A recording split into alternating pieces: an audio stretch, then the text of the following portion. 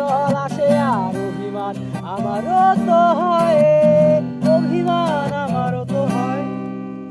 যদি ওই মুঠো ভরা শিউলি ফুল, যদি ওই ফুলে রাখা কানের দুল, লক্ষ্মীটি একবার ঘাড় নেড়ে